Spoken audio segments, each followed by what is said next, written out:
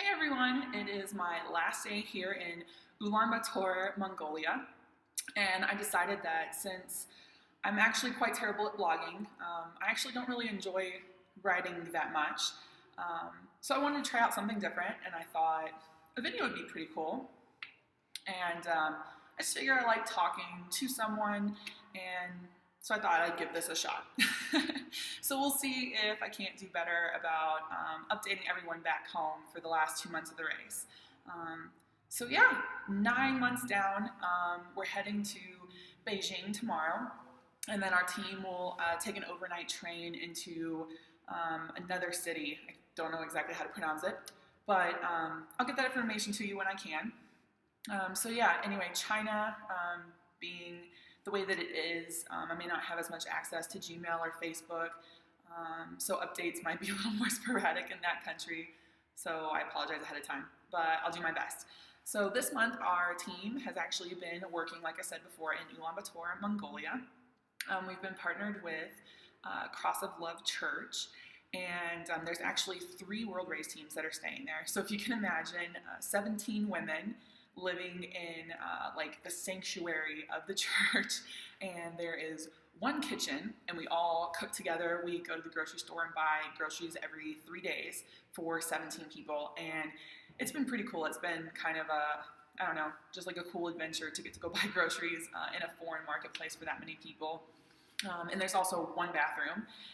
So for 17 girls to have made it and done so well, I guess, in that kind of living situation, it's just been really cool. It's been a real blessing to get to know some of my squad mates better, and just to make it out of the month without anyone having their hair pulled out or anything like that. So it's been awesome. As far as ministry this month goes, we go out each day for 4 to 5 hours, and we try to meet people in the community, make friends, evangelism, things like that. I think a lot of people call it like friendship evangelism. And we invite them back actually to the church every evening.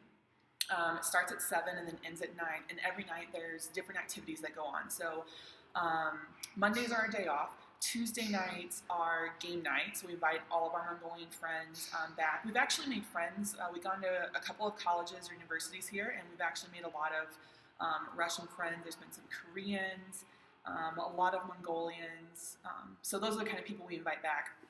And so Tuesday nights are game night. Wednesday and Friday are English conversations, so we just invite them back and just talk to them and let them practice their English, and we learn a lot of Mongolian words, or try to. Side note, Mongolian language is probably one of the most unique languages I have heard in the entire world so far. It's just crazy, and it's hard to pick up, but I've had a fun time trying to learn the alphabet because it's the Russian or Cyrillic. So that's interesting, fun fact.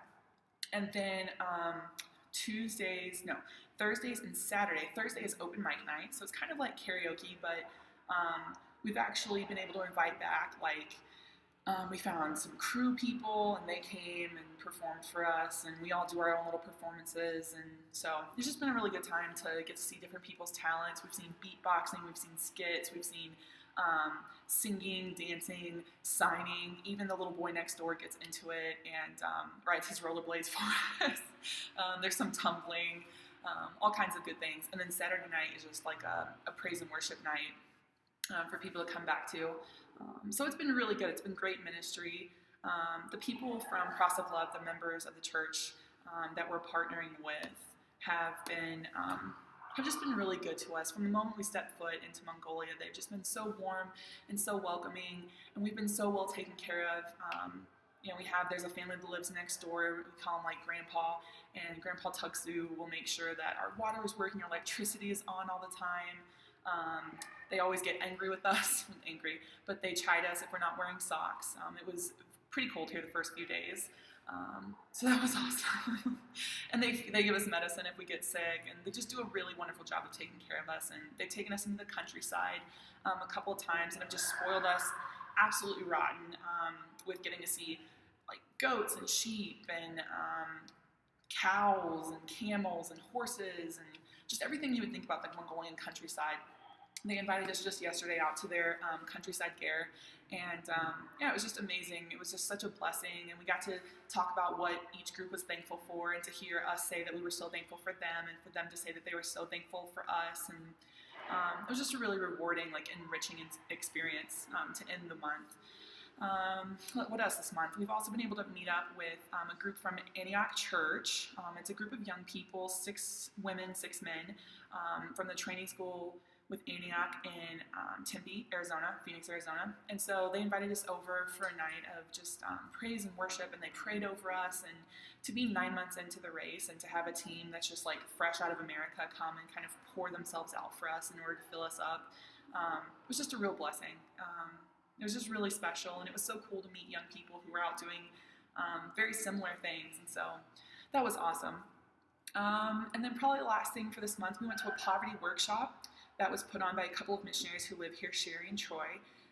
One of our group met them, I think, kind of randomly, but we got to go to the Gare district and experience what Gare life would be.